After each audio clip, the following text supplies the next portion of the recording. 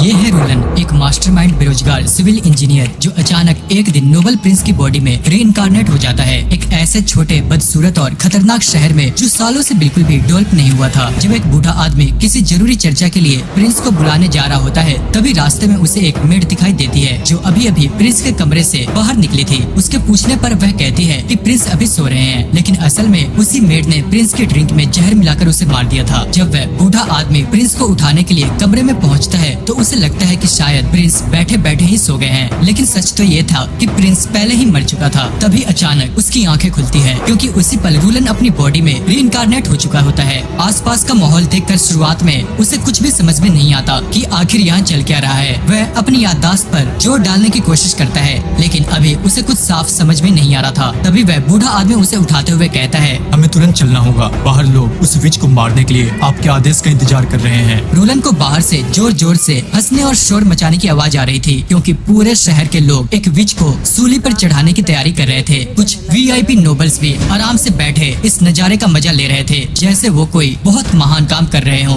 अपने दिमाग पर जोर डालने के बाद रूलन को इस प्रिंस की सारी यादें वापस आने लगती है और तब उसे समझ आता है कि अब वह एक ऐसे प्रिंस की बॉडी में है जो पहले ही मर चुका है। अब वह उठकर कमरे को ध्यान से देखने लगता है। तभी उसकी नजर वाइन के गिलास पर पड़ती है और वह तुरंत समझ जाता है कि प्रिंस की हत्या हुई है। जब रूलन उस बूढ़े आदमी के साथ बाहर निकलता है तो वह बुरी तरह हैरान रह जाता है क्योंकि अब वह पूरी तरह एक अलग ही दुनिया में, एक अनजान शहर में आ चुका था जहाँ लोग एक विच को मारने के लिए खुशी मना रहे थे। नीचे भीड़ में वही मेड भी खड़ी थी। प्रिंस को जिंदा देखकर वह अंदर से कांप उठती है क्योंकि उसने तो उसे मारने के लिए बेहद खतरनाक जहर दिया था। रूलन तभी उस विच की तरफ देखता है जो अभी काफी जवान लड़की थी, लेकिन उसे अब भी समझ में नहीं आ रहा था कि आखिर हर कोई उसे मारना क्यों चाहता है। सभी लोग बस प्रिंस के आदेश का इंतजार कर रहे थे ताकि उसे सूली पर लटका दिया जाए, लेकिन बिना पूरी सच्चाई जाने रूलन किसी को कैसे मार सकता था। इसलिए वह सबके सामने एक नॉर्मल प्रिंस की तरफ व्यवहार करते हुए कहता है, मैं अपना फैसला कल सुनाऊंगा। अब यह सुनकर एक रॉयल नाइट गुस्से में कहता है, आप ऐसे कैसे कर सकते हैं? एक विच के पकड़े जाने के बाद हमारा काम है उसे तुरंत मार देना, इससे पहले कि दूसरी विचेस उसे बचाने यहाँ आ जाए।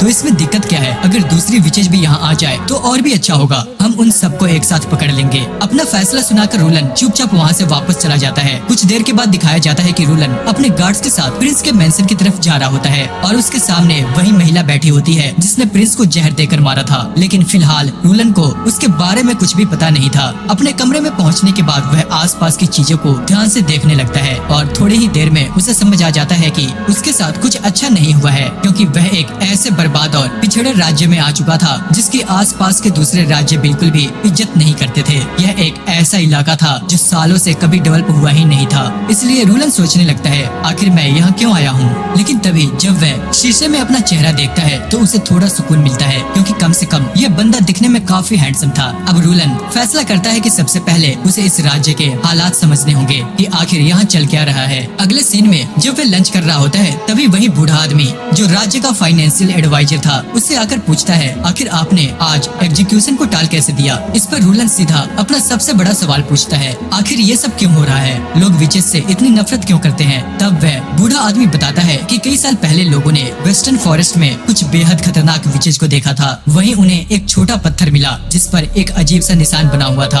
और वह निशान असल में विच कॉर्पोरेशन एसोसिएशन का सिंबल था। मतलब आखिर ये है क्या? तब वह बूढ़ा आदमी बताता है कि सालों से विचेस हमेशा अकेली रहती आई हैं, लेकिन यह विच कॉर्पोरेशन एसोसिएशन सभी विचेस को एक ही मिशन के लिए एकजुट करना चाहती है, एक मिस्टीरियस होली माउंटेन को खोजने के मिशन के लिए। उनके मुताबिक वही एक ऐसी जगह है जहाँ विचेस सुकून और शांति से रह सकती हैं। इसलिए विच कॉर्पोरेशन एसोसिएशन दुनिया भर के विचेस को ढूंढकर एक साथ इकट्ठा कर रही है। मतलब तुम लोग इस बात से डरते हो कि अगर उन्हें पता चल गया कि हमने एक विच को पकड़ रखा है तो वे उसे बचाने के लिए पूरे शहर को तबाह कर देंगे। हाँ बिल्कुल, इसलिए हमें उसे जल्द से जल्द खत्म करना होगा क्योंकि विचेस के पास ऐसी डिमोनिक पावर्स होती हैं जिनका हमें अंदाजा तक नहीं। पावर मतलब कैसी पावर? तब एडवाइजर बताता है कि कुछ दिनों पहले उत्तर दिशा की एक माइन ढह गई थी और वहीं उस विच ने एक आदमी को जिंदा जलाकर मार दिया था। अगर ऐसी बात है तो मैं खुद उससे मिलना चाहूंगा। अब उसकी बात सुनकर एडवाइजर बुरी तरह से हैरान रह जाता है। साथ ही रूलन को यह भी पता चल जाता है कि विचेस को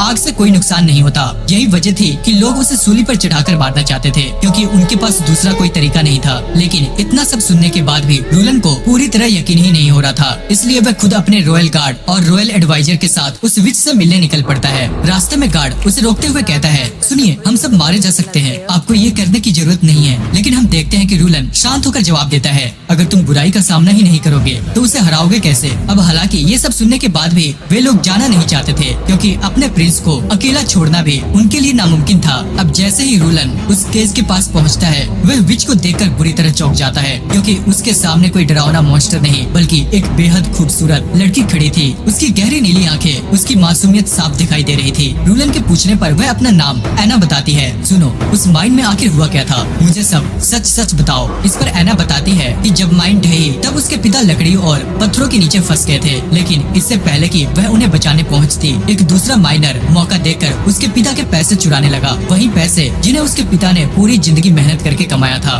बुरी तरह फंसे होने के बावजूद उसके पिता अपनी पूरी ताकत से उन पैसों को बचाने की कोशिश कर रहे थे। जब एना वहाँ पहुँची तब वह आदमी उसके पिता को मारने ही वाला था, और बस उसी पल उसने बिना सोचे समझे उसे जिंदा जला दिया। लेकिन तुम पकड़ी कैसे गई? अब इस बार जवाब एना नहीं बल्कि एडवाइजर देता है। वह बताता है कि एना को पकड़ने वाला उसका अपना पिता था, क्योंकि जो कोई भी किसी विच को पकड़ने में मदद करता था उसे इनाम में 25 गोल्ड कॉइन्स मिलते थे, और उसके पिता के लिए वह रकम बाकी की जिंदगी आराम से बिताने के लिए काफी थी। ये सुनकर रूलन को बहुत बुरा लगता है, लेकिन उसके मन में अभी भी एक सवाल था कि आखिर एना ने उस ताकतवर माइनर को कैसे मार दिया। तब एना कहती है, क्या आपको विचेस की डेमोनिक पावर्स के बारे में नहीं पता? लेकिन रूलन के लिए ये सब अभी भी किसी फैंटेसी कहानी जैसा था। उसे मैजिक और डेमोनिक पावर जैसी चीजों पर पूरी तरह भरोसा नहीं था, इसलिए वह एना की शक्ति अपनी आंखों से देखना चाहता था। और फिर जो हुआ, उसने वहाँ मौजूद सभी लोगों के होश उड़ा दिए, क्योंकि अगर एक विच चाहे तो वह उन सबको वहीं खड़े खड़े जलाकर राख कर सकती थी। एना खुद भी इस बात से हैरान थी कि रूलन को उससे बिल्कुल भी डर नहीं लग रहा था। तब रूलन उससे कहता है, अगर तुम सच में कोई डीमन होती तो सबसे पहले अपने पिता को मारती, लेकिन यहाँ तो उल्टा तुम्हारे पिता ने ही तुम्हें धोखा देकर फंसा दिया। अब ये सुनते ही एना की आंखों से आंसू बहने लगते हैं। रॉयल गार्ड तुरंत रूलन को रोकने की कोशिश करता है, क्योंकि एना के गले में लगा वही मैजिक कॉलर उसकी शक्तियों को रोक रहा था। लेकिन रूलन बिना डरे वह कॉलर खींचकर निकाल देता है, और जैसे ही कॉलर हटता है, रूलन अपनी आंखों के सामने ऐसी डेमोनिक पावर देखता है जिसकी उसने कभी कल्पना भी नहीं की थी। आग की लपेटें अब केज के बाहर निकलने लगती है। यह देखकर रॉयल गार्ड घबरा जाते हैं और तुरंत रूलन को पीछे हटाते हुए वहाँ से चलने को कहते हैं, लेकिन रूलन उन्हें रोक देता है। वह शांत होकर कहता है, नहीं रुक जाओ, आग अभी भी उसके कंट्रोल में है। तभी एना धीरे धीरे आगे बढ़ती है और उससे कहती है, तो आखिर आपने देख ही लिया, इसे ही डेमोनिक पावर्स कहते हैं। हम देखते हैं कि उसके पूरे शरीर के कपड़े आग में जल चुके थे, लेकिन वह बिल्कुल आराम से उस भयानक लपेटे को कंट्रोल कर रही थी। अब तो आपने मेरी पावर्स देख ही ली ना, अब आप चाहो तो मुझे आराम से मार सकते हो। पर हम देखते हैं कि रूलन ऐसा बिल्कुल भी नहीं करता। वह अपना कोट उतार कर एना को पहनाता है और कहता है, किसने कहा कि तुम मरने वाली हो? असल में मैं चाहता हूँ कि तुम मेरे लिए काम करो। अब हमें इसके बाद अगली सुबह दिखाई जाती है, जहाँ रूलन कुछ थर्मोडायनामिक्स के नियमों का इस्तेमाल करके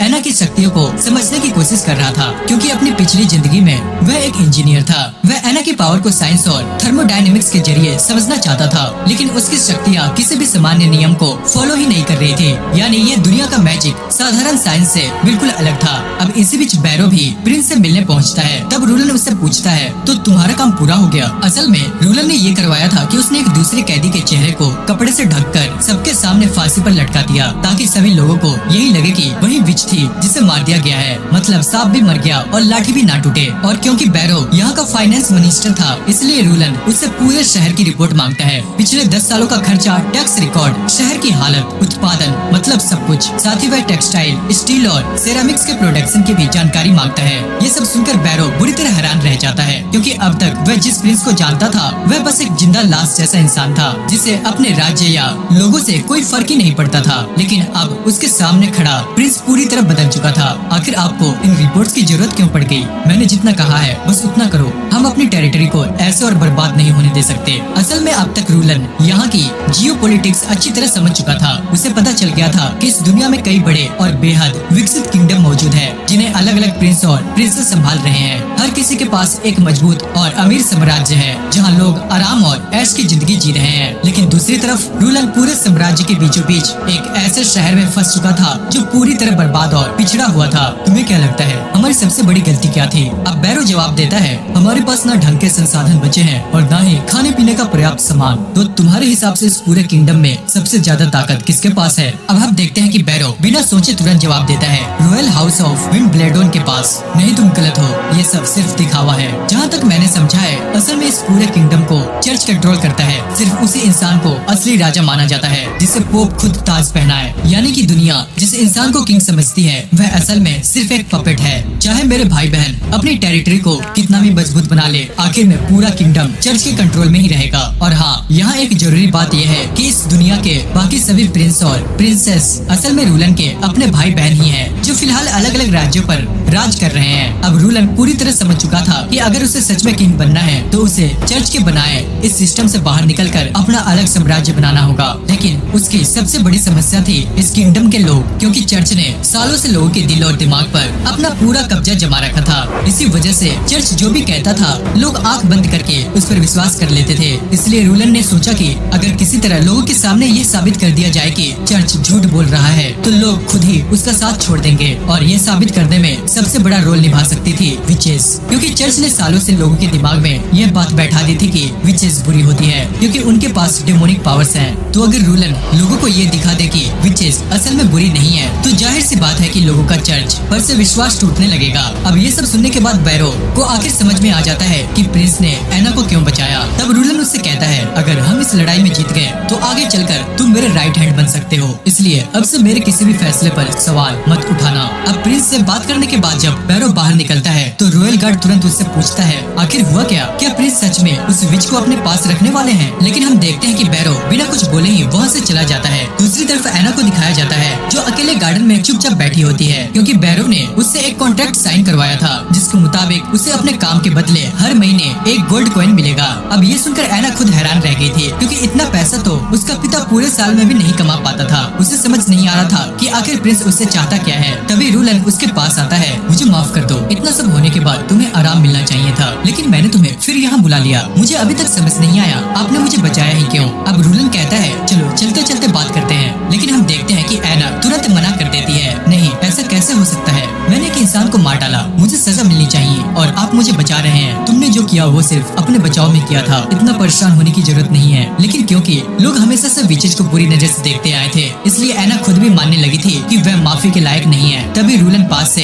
एक फूल तोड़कर उसे दे देता है। हम देखते हैं कि फूल बेहद खूबसूरत था, लेकिन अचानक रूलन कहता है वैसे इसमें जहर है। अब ये सुनते ही एना डर कर तुरंत फूल फेंक देती है। अरे चिंता मत करो, मैं तो बस मजाक कर रहा था, इसमें कोई जहर नहीं है। फिर वह फूल उठाते हुए कहता है यह फूल अभी भी उतना ही खूबसूरत है, लेकिन मेरे एक छोटे से झूठ ने तुम्हारी सोच बदल दी। विचेस की ताकतों के साथ भी कुछ ऐसा ही है, ना उनकी पावर अच्छी होती है ना बुरी, लेकिन लोगों की सोच ऐसी बना दी गई है कि हर कोई उन्हें खतरनाक समझता है। नहीं, हमारी पावर सच में खतरनाक है। हम विचेस एक छोटी सी गलती से भी किसी इंसान को पल भर में ही मार सकती हैं। अगर तुम्हें मरना ही है तो ठीक है, तुम मर जाओ, लेकिन क्या तुम्हें लगता है कि तुम्हारी मौत से सब कुछ बदल जाएगा? तुम्हारा अपना पिता तक विचेस से नफरत करता है और उसके जैसे हजारों लाखों लोग हैं। अगर तुम हार मानकर ये मान लो कि वे सही है तो कभी कुछ बदलेगा ही नहीं। फिर वह अपना हाथ उसकी तरफ आगे बढ़ाते हुए कहता है लेकिन अगर तुम मेरा साथ दो तो हम एक ऐसी दुनिया बना सकते हैं जहाँ विचेस आजादी से जी सके। अब ये सुनते ही एना की आंखों से आंसू निकलने लगते हैं। क्या ये सच में मुमकिन है? मैं भी एक आम इंसान की तरह जीना चाहती हूँ, घूमना फिरना हंसना बिना डर के जीना चाहती हूँ। क्या आपका दिखाया हुआ यह सपना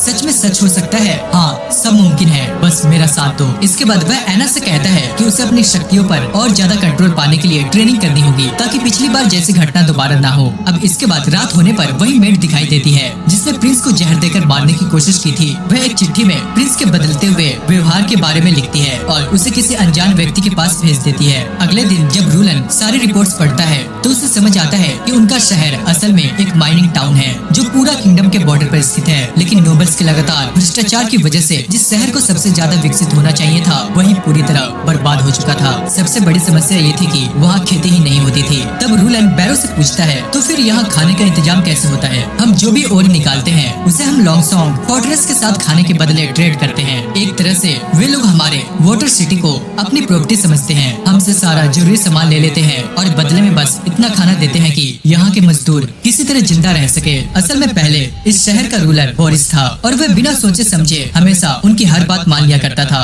बस थोड़े से खाने के बदले वह पूरे शहर का संसाधन उन्हें सौंप देता था। यह सुनकर रूलन को भी प्रिंस की यादों से बोरिस के बारे में काफी कुछ याद आने लगता है। तब बैरो उससे कहता है, हाँ तुम सही कह रहे हो, इसलिए मैंने आज तक कभी उस पर भरोसा ही नहीं किया। मुझे पहले से पता था कि उसकी पोजीशन छीनने के बाद मैं उसका सीधा दुश्मन बन जाऊंगा। असल में बोरिस और बाकी नोबल्स के रिश्ते लॉन्गसॉन्ग फोर्ट्रेस के प्रिंस के साथ काफी अच्छे थे। उन्हें ना तो इस शहर की चिंता थी और ना यहाँ के लोगों की, इसलिए वे लोग हमेशा सिर्फ उतना ही खाना भेजते थे जिससे वहाँ के मजदूर किसी तरह जिंदा रह सके। अब ये सुनने के बाद रूलन तुरंत अपना फैसला लेता है। वह कहता है, आज से लॉन्गसॉन्ग फोर्ट्रेस के साथ हमारे सारे ट्रेड बंद। अब हम अपना सारा ओरे अच्छे दामों में विलो सिटी को बेचेंगे और वहीं से खाना खरीदेंगे। अब ये सुनकर बैरो थोड़ा परेशान हो जाता है, लेकिन विलो सिटी इतना सारा ओरे लेकर क्या करेगा? वे लोग इतना सामान खरीदेंगे ही नहीं। हाँ, पर अगर हम दाम आधा करते तो इतना फायदा देखकर कोई भी मना नहीं करेगा।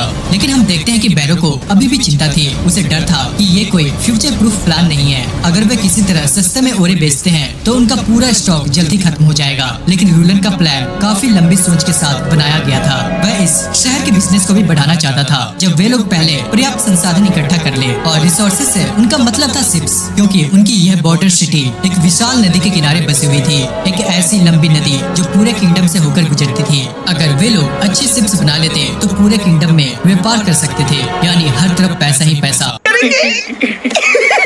पैसा ही पैसा होगा।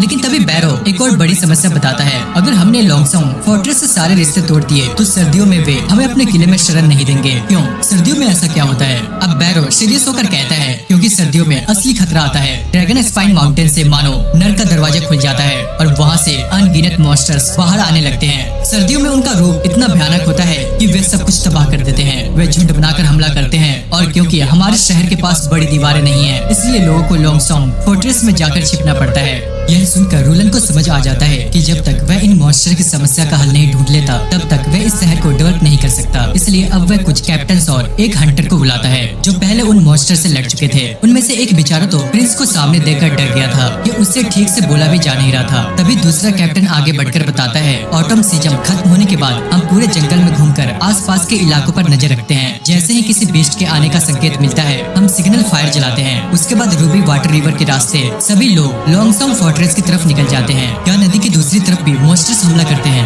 नहीं, ये नदी बहुत गहरी है और इसका बहाव भी बेहद तेज है। आज तक किसी बीस्ट ने इसे पार करने की हिम्मत नहीं की। सुनो, इन मॉन्स्टर्स के आने के बाद हालात सामान्य होने में कितना समय लगता है? ज्यादा नहीं, बस 2 से 3 महीने, जब तक आसमान साफ न हो जाए और बर्फ पिघल न जाए। लेकिन पिछली बार ये हमला पूरे 4 महीने तक चला था और उसी वजह से कई लोग भूख से मारे गए, क्योंकि उन्हें खाना उतना ही मिलता था जितना ओरे वे प्रोड्यूस करते थे। पहले 2-3 महीने तक तो लोग बचे हुए संसाधनों से काम चला लेते थे, लेकिन चौथा महीना आते आते उनका पूरा ओरे खत्म हो चुका था और वे वापस शहर जाकर माइनिंग भी नहीं कर सकते थे। मतलब ना ओरे मिलता और ना ही खाना। अब रूलन के लिए ये पूरी तरह साफ हो चुका था कि लॉन्गसॉन्ग फोर्ट्रेस कभी भी उनका लॉन्ग टर्म सॉल्यूशन नहीं बन सकता। तभी प्रिंस हंटर से पूछता है, तुमने कितने मॉन्स्टर्स मारे हैं? 2, एक म्यूटेंट बी और एक म्यूटेंट वुल्फ। वह आगे बताता है कि असल में वे पहले सामान्य जानवर ही होते थे, लेकिन म्यूटेंट होने के बाद उनकी ताकत 10 गुना बढ़ जाती है और उसके बाद सिर्फ एक बीस्ट को रोकना भी बेहद मुश्किल हो जाता है। लेकिन रूलन को अब भी ये लग रहा था कि आखिर वे सिर्फ जानवर ही तो हैं, फिर वे उनसे डरते क्यों हैं? तब हंटर सीरियस होकर कहता है, नहीं, वहाँ हाइब्रिड बीस्ट भी होते हैं। कुछ तो उड़ सकते हैं और कुछ अपना रूप तक बदल सकते हैं। उनकी सूंघने की शक्ति इतनी तेज होती है कि वे पल भर में इंसानों को ढूंढ लेते हैं। तभी रूलन नोटिस करता है कि एक आदमी लगातार सिर झुकाकर खड़ा है। सुनो, तुम अब तक सिर झुकाकर क्यों खड़े हो? इस पर कैप्टन कार्टर आगे बढ़कर कहता है, वह जेल हेम्स क्लैन से हैं। लेकिन इससे पहले कि वह कुछ और कह पाता, रूलन उसे रोक देता है, नहीं, अपना सिर उठाओ। जब तक तुम मेरे शहर में हो यहाँ सब बराबर है। अब ये सुनकर वह आदमी धीरे धीरे अपना सिर उठाता है और अपना नाम बताता है, आयरन एक्स। अब इसके बाद रूलन सबको थैंक यू कहता है और उन्हें 10-10 सिल्वर कॉइंस देकर वापस भेज देता है। और फिर रूलन खुद कैप्टन कार्टर के साथ फॉरेस्ट बॉर्डर की तरफ निकल पड़ता है। वह वही जगह थी जहाँ से लोग सिग्नल फायर जलाकर पूरे शहर को मॉन्स्टर के आने की चेतावनी देते थे। आसपास के इलाकों को ध्यान से स्टडी करने के बाद रूलन को समझ आता है कि जैसे ही लोगों को सिग्नल मिलता है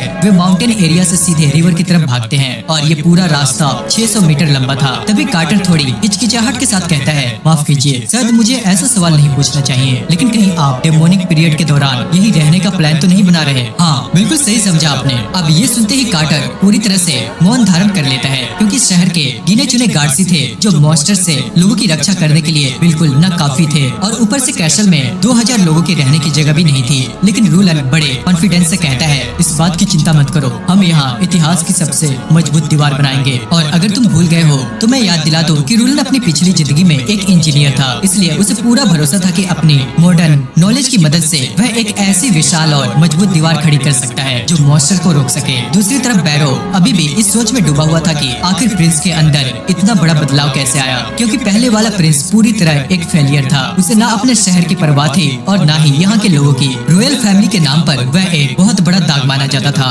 यहाँ तक कि उसके अपने भाई बहन भी उसे बहुत ही ज्यादा उसे सीरियस नहीं लेते थे। लेकिन अब वही प्रिंस अचानक पूरी तरह से बदल चुका था। असल में बैरो ने शुरू में प्रिंस के अंडर काम करना इसलिए स्वीकार किया था क्योंकि किंग ने उसे फाइनेंस मिनिस्टर बनाने का वादा किया था। लेकिन अब उसके सामने जो रूलन था उसे देखकर खुद बैरो परेशान हो चुका था, क्योंकि एना को बचाने के बाद सिर्फ एक रात में रूलन इतना बदल गया था कि उसने पूरे शहर के भविष्य के लिए दर्जनों योजनाएं बना ली थी। हालांकि हमें सारी बातें दिखाई नहीं गई, लेकिन रूलन ने बैरो के सामने ऐसी स्ट्रेटेजी रखी थी जो उसने अपनी पूरी जिंदगी में कभी सुनी तक नहीं थी। लेकिन एक बड़ी समस्या अभी भी बाकी थी। अगर वे लोग डेमोनिक पीरियड को लॉन्गसम फोर्ट्रेस की मदद के बिना सरवाइव नहीं कर पाए तो रूलन की सारी प्लानिंग बेकार हो जाती। और यही सोचकर बैरो काफी परेशान था, क्योंकि सर्दियां आने में अब सिर्फ 3 महीने बचे थे और इन्हीं 3 महीनों के अंदर रूलन 600 मीटर लंबी दीवार खड़ी करना चाहता था, जो लगभग नामुमकिन काम लग रहा था। वहीं दूसरी तरफ कार्टर खुदा भी सभी वर्कर्स को मैनेज कर रहा था, जहां वे लोग लाइमस्टोन और क्ले को एक साथ मिला रहे थे और एना अपनी फायर पावर से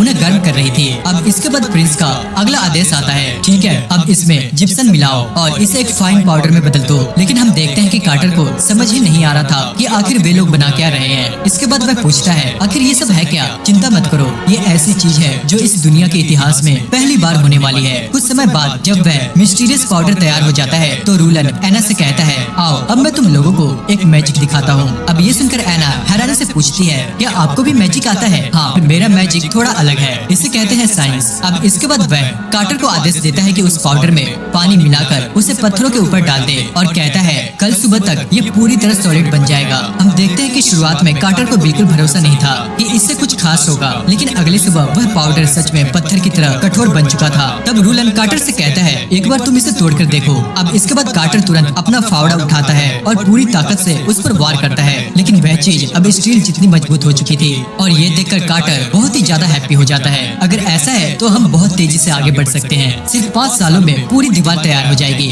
और हमारा कैसल भी पहले से कई गुना मजबूत बन जाएगा। हमें समझ आता है कि रूलन सिर्फ एक बड़ी दीवार बनाकर यही नहीं रुकना चाहता था। उसका सपना था 10,000 मजबूत घर बनाना, ताकि शहर के सभी लोगों को सुरक्षित शेल्टर मिल सके और वे चैन से जी सके। वह ऐसा घर बनाना चाहता था जो आंधी, तूफान, यहाँ तक कि भूकंप में भी न टूटे। यानी इस दुनिया के लिए एक बिल्कुल नई तरह की आधुनिक सिटी। सुनो कार्टर, वॉल कंस्ट्रक्शन अब तुम्हारी जिम्मेदारी है और एना तुम रोज इन मटेरियल्स को बनाने में मदद करोगी। अब रूलन वापस वहाँ से जाने ही वाला था, तभी कार्टर उसे रोककर पूछता है, वैसे इस मिस्टीरियस पाउडर का नाम क्या है? इसका नाम है सीमेंट। यानी दोस्तों एक तरह से देखा जाए तो रूलन ने इस दुनिया में सीमेंट का आविष्कार कर दिया था। अब कुछ दिन बीतने के बाद रूलन को पता चल जाता है कि कंस्ट्रक्शन का काम बहुत धीमा चल रहा है। अगर यही स्पीड रही तो दीवार समय पर पूरी नहीं हो पाएगी। तभी बैरो प्रिंस से कहता है, देखिए कार्टर मेहनती तो बहुत है, लेकिन उसे कंस्ट्रक्शन का असली अनुभव नहीं है। 600 मीटर लंबी वॉल बनाने के लिए हमें किसी प्रोफेशनल आर्किटेक्ट की जरूरत पड़ेगी। अब रूलन को भी समझ आ गया था कि सिर्फ सीमेंट बना लेने से सब कुछ आसान नहीं होने वाला, इसलिए वह तुरंत आदेश देता है, फौरन जाओ और स्टोन मैसन्स को ढूंढो, यानी ऐसे लोग जो पत्थरों को तराशने और बड़ी इमारतें बनाने में माहिर हो। लेकिन बैरो परेशान होकर कहता है, पर हमारे शहर में ऐसा कोई स्किल्ड आदमी है ही नहीं, तो बाहर जाओ, लॉन्गसन फोर्ट्रेस जाओ या विलो सिटी, जहाँ जाना पड़े जाओ, लेकिन उन्हें ढूंढ कर लाओ। वहीं हम देखते हैं कि दूसरी तरफ शहर में एक आदमी फांसी वाली जगह के पास खड़ा था। वह सोच रहा था कि शायद यही उसकी स्टूडेंट एना को फांसी दी गई होगी। असल में वह आदमी कभी एना का टीचर हुआ करता था, उस समय तक जब तक लोगों को ये पता नहीं चला था कि एना एक विच है। वह अंदर से पूरी तरह से टूट चुका था, क्योंकि कुछ समय पहले उसके एक और स्टूडेंट ने भी यह कबूल किया था कि वह भी एक विच है। अपने स्टूडेंट्स को इस तरह मौत की सजा मिलते देखना उसके लिए किसी नरक से कम नहीं था। तभी पास खड़ा एक आदमी उसे आवाज देकर बुलाता है, क्योंकि टीचर देखने में काफी पढ़ा लिखा लग लग रहा था। वे लोग उससे कहते हैं, सुनो जरा ये देखकर बताओ कि इस रॉयल नोटिस में क्या लिखा है। अब हम देखते हैं कि टीचर जोर से पढ़ते हुए सबको बताता है 20 से 40 साल के लोगों की जरूरत है पत्थर तोड़ने के लिए। जनरल वर्कर्स और मास्टर बिल्डर्स के लिए भी जगह खाली है। ऐसे लोग चाहिए जिन्हें कैसल या बड़ी इमारतें बनाने का अनुभव हो। सैलरी भी काफी अच्छी मिलेगी और मास्टर बिल्डर्स को हर महीने एक गोल्ड कॉइन मिलेगा। अब ये सुनते ही आसपास के लोग खुश हो जाते हैं क्योंकि लंबे समय बाद उन्हें कमाने का मौका मिला था। वहीं टीचर भी समझ जाता है कि यह उसके लिए लाइफ चेंजिंग अपॉर्चुनिटी हो सकती है और वह तुरंत भागता हुआ इंटरव्यू के लिए प्रिंस के पास पहुंच जाता है। अब वह खुद परिचय देते हुए उनसे कहता है, प्रिंस मेरा नाम कार्ल वैन वर्ट है। भले ही मैं अभी यहाँ एक टीचर हूँ, लेकिन मैं पैलेस डिजाइन और कंस्ट्रक्शन वर्क में काफी काम किया है, साथ ही कई बड़े पब्लिक प्रोजेक्ट्स में भी। और तभी वह एक नाम लेता है, एसफोर्ड। ये नाम सुनते ही बैरो बुरी तरह से हैरान हो जाता है। वह तुरंत पूछता है, क्या तुम सच में एसफोर्ड प्रोजेक्ट्स के मेंबर थे? हाँ, मैं वहाँ काम करने वाले लोगों में से एक था। लेकिन ये कैसे हो सकता है? एसफोर्ड प्रोजेक्ट्स के समय तो एक बड़ा कोलैप्स हुआ था और कहा गया था कि वहाँ काम कर रहे सारे मेंबर्स मर गए। नहीं, वह कहानी पूरी तरह झूठी थी। एसफोर्ड बनाते समय कई एडमिनिस्ट्रेटर्स ने रिश्वत लेकर काम किया था। वे लोग कंस्ट्रक्शंस में बेहद घटिया स्टोन्स इस्तेमाल कर रहे थे। उन्हें कई बार वार्निंग भी दी गई, लेकिन उन्होंने सब कुछ नजरअंदाज कर दिया और आखिर में एक बड़ा एक्सीडेंट हो गया। लेकिन सबसे बड़ी बात यह थी कि असली दोषी एडमिनिस्ट्रेटर्स बच गया और सारा इल्जाम वर्कर्स पर डाल दिया गया। यहाँ तक कि उन्होंने सारे वर्कर्स को मरवा दिया। कार्ल आगे कहता है, मेरी किस्मत अच्छी थी कि मुझे ये सब समय रहते ही पता चल गया, इसलिए मैं एक रात चुपचाप वहाँ से भाग गया और तब से यहाँ छिपकर जी रहा हूँ। लेकिन तुम ये सब मुझे क्यों बता रहे हो, वो भी अपनी जान खतरे में डालकर? देखिए, उस समय वहाँ से भागना मेरी मजबूरी थी और मैं नहीं भागता तो वहीं मार दिया जाता। मैं सिर्फ एक मौका चाहता था। मैंने पूरी जिंदगी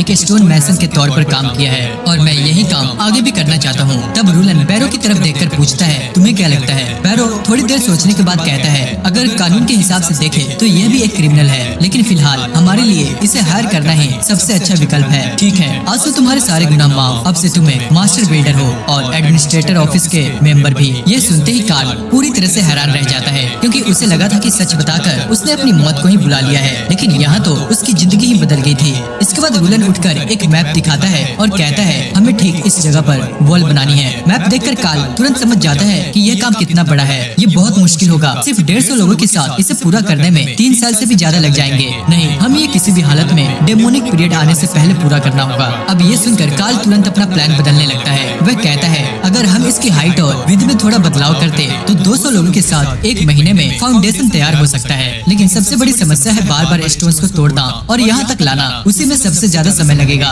तब रूलन स्माइल करते हुए पूछता है, अगर मैं तुम्हें स्टोन्स समय पर देता रहूं तो क्या ये 3 महीने में बन सकती है? हाँ, तब कोई दिक्कत नहीं होगी। और तभी रूलन उसे अपनी सबसे बड़ी खोज दिखाने ले जाता है, जो था सीमेंट। एक ऐसी चीज जो इस मेडिवल दुनिया में किसी ने पहले कभी नहीं देखी थी। अब ये देखकर कार्ल की आंखें खुली की खुली रह जाती है। आखिर ये चीज है क्या? फिर वह खुद ही समझते हुए कहता है, अगर हम सच में इसका इस्तेमाल कर सकते हैं तो हमें स्टोन्स को पुराने तरीके से प्रोसेस करने की जरूरत ही नहीं पड़ेगी। इससे कंस्ट्रक्शन स्पीड इतनी बढ़ जाएगी कि शायद हम सब कुछ समय पर पूरा भी कर ले। हम देखते हैं कि कार्ल यहाँ पर बहुत ही ज्यादा एक्साइटेड था, लेकिन वहाँ से जाने से पहले वह प्रिंस को एक सीक्रेट बताना चाहता था। तभी अचानक वहाँ एना आ जाती है और जैसे ही कार्ल उसे देखता है उसके होश उड़ जाते हैं। तुम? लेकिन तुम्हें तो मार दिया गया था। एना भी तुरंत उसे पहचान लेती है और कहती है, ये मेरे टीचर है। अब हम देखते हैं कि कार्ल की आंखें भर जाती है। वह कहता है, मैं तो तुम्हें हर रात सपनों में देखता था। मुझे लगा था तुम अब इस दुनिया में नहीं रही। तुम्हें जिंदा देखकर मैं बहुत खुश हूँ। फिर वह तुरंत घुटनों पर बैठ जाता है और एना को बचाने के लिए प्रिंस का धन्यवाद करता है। चिंता मत करो, मैं बाकी लोगों की तरह विचेस को बुरा नहीं मानता और न ही चर्च की तरह उनका शिकार करूंगा। अब ये सुनकर कार्ल का भरोसा पूरी तरह रूलन पर जम जाता है। तब वह एक और अपना बड़ा सीक्रेट बताता है। वह कहता है कि इस शहर में एक और विच है और वह भी मेरी स्टूडेंट ही है। अब ये सुनकर रूलन थोड़ा हैरान होता है, लेकिन फिर उसके चेहरे पर हल्की सी स्माइल आ जाती है। कार्ल आगे बताता है कि वह एक छोटी बच्ची है जिसका नाम है नीना और उसे अभी अभी पता चला है कि वह भी एक विच है। अब कार्ल एक्साइटेड होकर कहता है, ये तो बहुत अच्छी बात है कि उसे भी आपकी हरम का हिस्सा बनने का मौका मिलेगा। असल में बेचारे कार्ल को लगा था कि एना अब प्रिंस की हरम में शामिल हो चुकी है। उसे लग रहा था कि प्रिंस ने एना को सिर्फ अपनी मौज मस्ती के लिए बचाया है। ये सुनते ही बैरो जोर जोर से हंसने लगता है। उसे यकीन ही नहीं हो रहा था कि कार्ल ने इतनी बड़ी गलतफहमी पाल रखी थी। तभी रूलन उसे तुरंत समझाता है, अरे नहीं भाई, ऐसा कुछ नहीं है। मैंने एना को इसलिए बचाया क्योंकि मुझे उसकी मदद चाहिए थी। असल में उसी की वजह से मैं सीमेंट बना पा रहा हूँ। अब ये सुनते ही कार्ल शर्म से लाल हो जाता है। इसके बाद रूलन उसे साइड में ले जाकर बहुत ही सीरियस होकर बात करता है। तभी बैरो उसे बताता है कि नीना एक नोबल फैमिली की बेटी है। अगर नोबल्स को पता चल गया कि वह एक विच है तो हालत बहुत ही ज्यादा खराब हो सकते हैं। अब ये सुनकर रूलन कहता है, अगर ऐसा है तो तुम तुम उसे किसी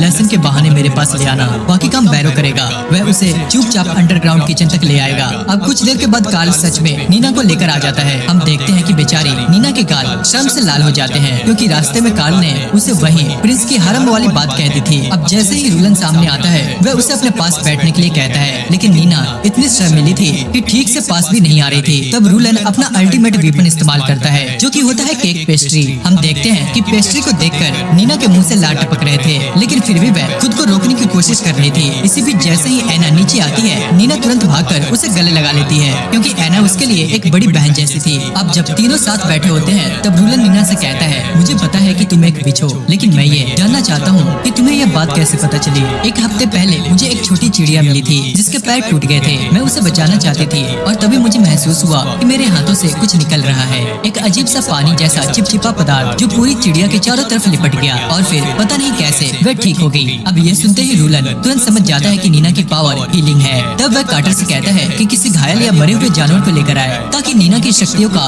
टेस्ट किया जा सके। इसके बाद रूलन एक एक करके उसकी पावर्स को अलग अलग एनिमल पर टेस्ट करता है और धीरे धीरे सबको पता चलता है कि नीना किसी भी घाव को भर सकती है, शरीर का कटा हुआ हिस्सा दोबारा जोड़ सकती है, लेकिन अगर कोई हिस्सा पूरी तरह गायब हो जाए तो उसे वापस नहीं बना सकती। और सबसे जरूरी बात, वह किसी मरे हुए इंसान या जानवर को जिंदा नहीं कर सकती। ये सब देखकर कार्टर को भी समझ आ जाता है कि प्रिंस विचेस को क्यों बचा रहा है, क्योंकि अगर उनकी पावर्स का सही इस्तेमाल किया जाए तो वे इस दुनिया को बदल सकती हैं। अब इसके बाद रूलन सीरियस होकर कहता है, हम नीना को यहाँ रखने का रिस्क नहीं ले सकते, इसलिए रोज किसी न किसी बहाने उसे यहाँ लाने का तरीका ढूंढो। हमें उसकी और ट्रेनिंग करनी होगी। आप उसे सीधा मेंशन में क्यों नहीं रख लेते? रूलन कहता है, क्योंकि अभी किसी को उसके विच होने के बारे में पता नहीं है, और सबसे बड़ी बात, वह एक नोबल फैमिली से है। अगर हमने अभी उसे यहाँ रख लिया तो बहुत बड़ी प्रॉब्लम हो सकती है, क्योंकि सिर्फ डिमोनिक बेस्ट ही हमारी समस्या नहीं है, हमारे आसपास और भी बहुत दुश्मन हैं जो हम पर नजर बैठाए रखे हुए हैं। दूसरी तरफ एक नाइट प्रिंस की बहन गार्सिया को लेटेस्ट खबर दे रहा होता है। वह बताता है कि वेलांग्रा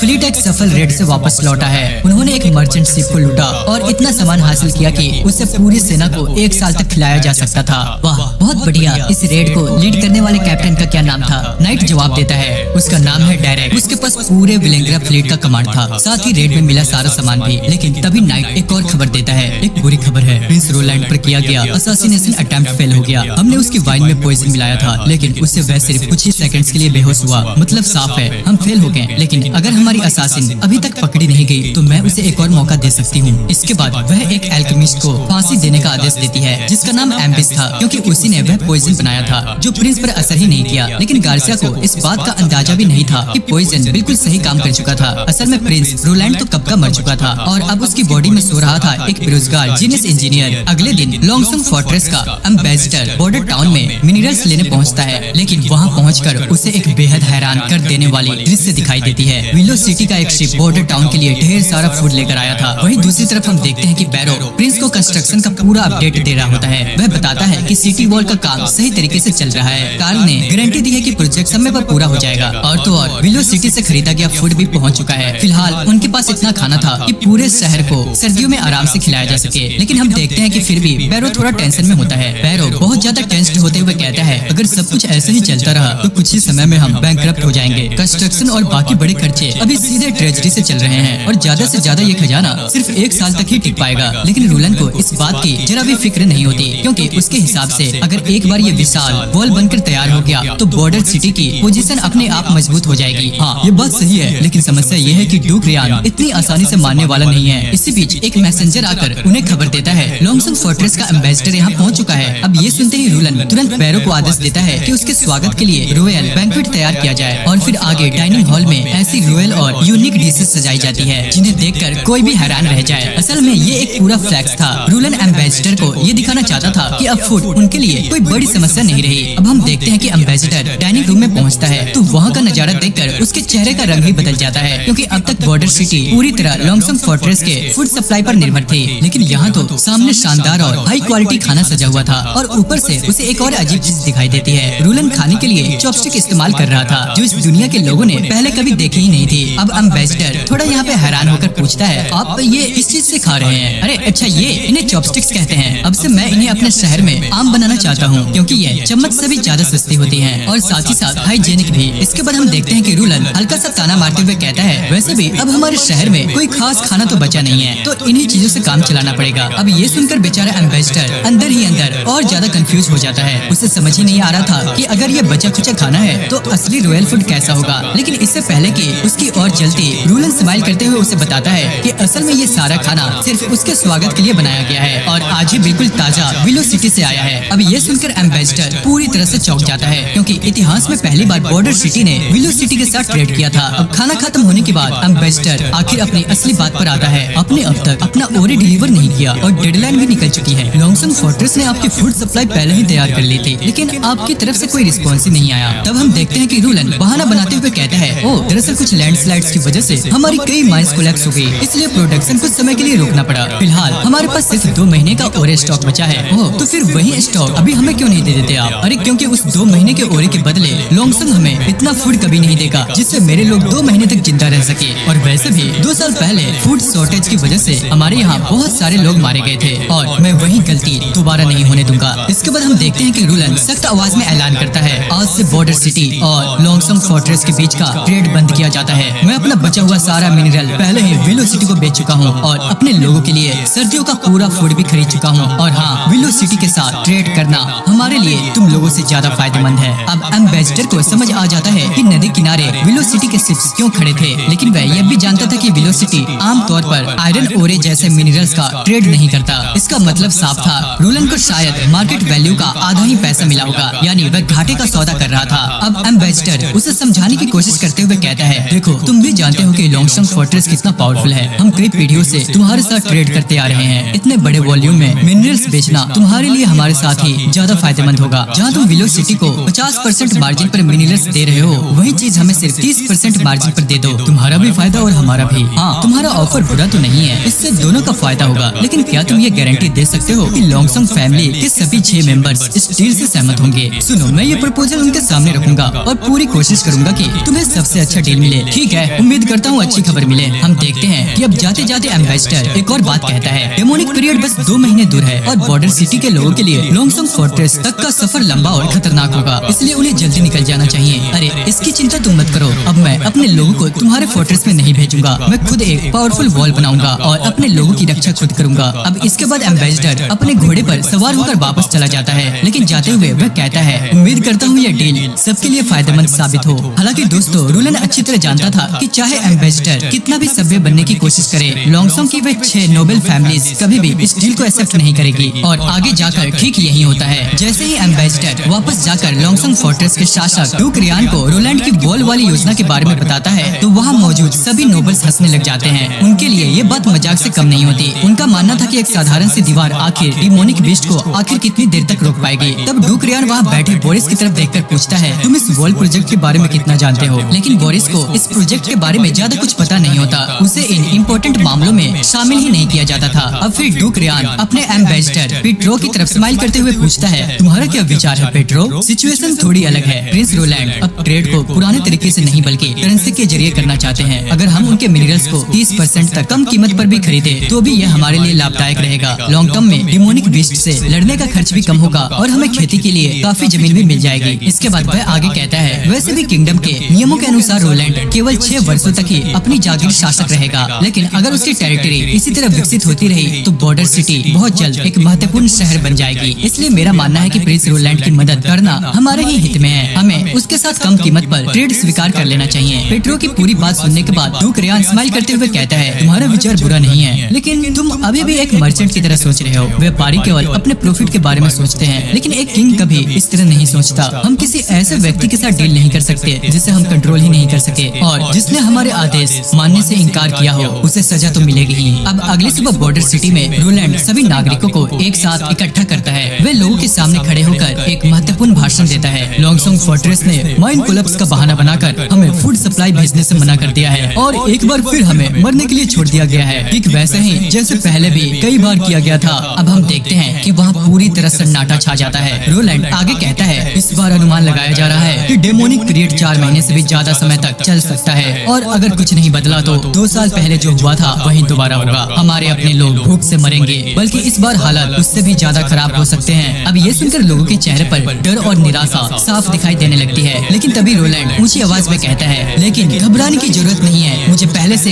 इस स्थिति का अंदाजा था, इसलिए मैंने पहले ही सर्दियों की तैयारी कर ली है। हमारे पास ब्रेड है, मीट है, चीज है और जरूरत का हर सामान मौजूद है। मैं शपथ लेकर कहता हूँ कि अब मेरे रहते कोई भी भूखा नहीं मरेगा। मैं अपने लोगों को कभी भूखा नहीं मरने दूंगा। अब ये सुनते ही पूरा मैदान तालियों और नारों से गूंज उठता है। लोग रोलैंड का नाम लेकर उसका उत्साह बढ़ाने लगते हैं, लेकिन रोलैंड अभी अपनी पूरी बात नहीं करता। वह आगे कहता है, समस्या यह है कि लॉन्गसन फोर्ट्रेस अब हमसे नाराज है और उन्होंने सर्दियों में हमें अपने किलों में शरण देने से इनकार कर दिया है। अब यहाँ पर फिर से सभी लोग टेंशन में आ जाते हैं। चिंता मत करो, मैं शहर के पश्चिमी हिस्सों में एक विशाल और मजबूत वॉल बनवा रहा हूँ जो डेमोनिक पीरियड के दौरान हमारी रक्षा करेगी। और मैं तुम्हें ये गारंटी देता हूँ कि जिन डेमोनिक बीस्ट से हम इतने वर्षों से डरते आए हैं वह उतने भयानक नहीं है जितना हमें बताया गया है। वे भी आखिर जानवर ही हैं। इसके बाद रोलैंड अपनी सबसे बड़ी घोषणा करता है, और इसी कारण मैं एक नई सेना बना रहा हूँ, मिलिशिया आर्मी। यह सेना तुम लोगों से बनेगी। जो भी अपने घर, अपने परिवार और अपने शहर की रक्षा करना चाहता है वह मिलिशिया आर्मी में शामिल हो सकता है। हर सैनिक को 25 सिल्वर कॉइंस वेतन के रूप में दिए जाएंगे और यदि कोई युद्ध में मारा जाता है तो उसके परिवार को